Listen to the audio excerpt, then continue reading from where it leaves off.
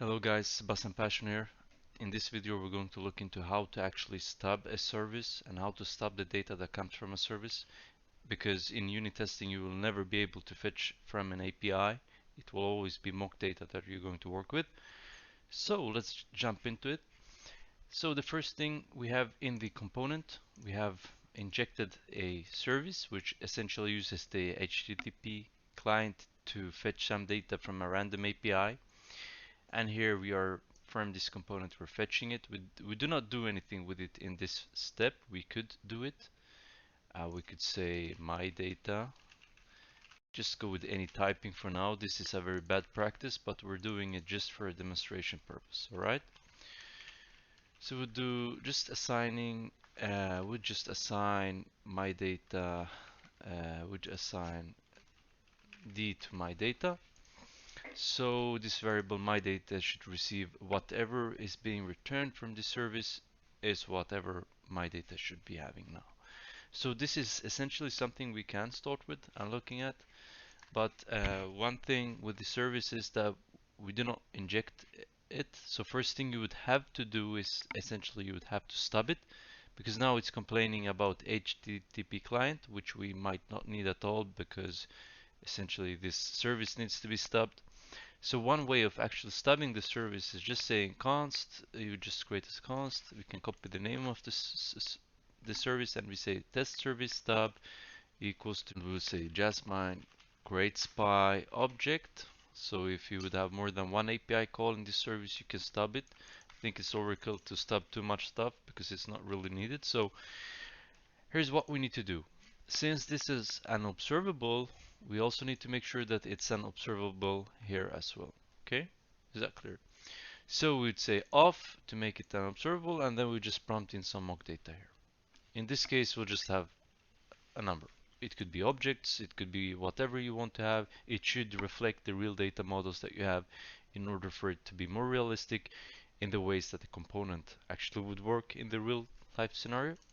So once this is done, we need to go to the testbed. We will have the providers, and here we would say provide, and this is which service. So this needs to be the real service, so my test service.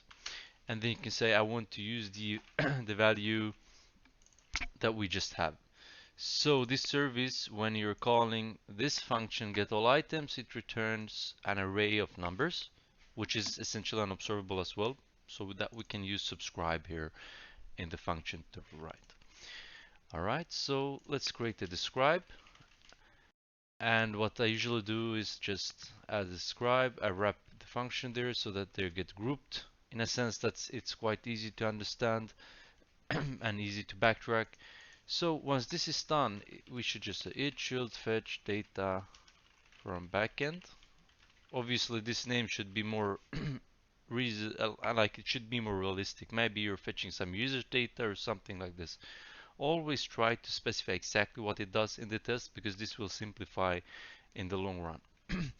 So now we can just go with an expect. We say expect this, uh, sorry, it should be the component because we have a component instance up here. So component dot my data to equal, now it should equal the mock data. So usually what we do is that you say get all items mock data, and then you would have it like this. And then when you get down here to the function, you can say I expect this data to equal whatever we're passing into the mock data. In this way, we know that my data would receive anything that the service would return to us. So if we just save this file, it should rerun the tests.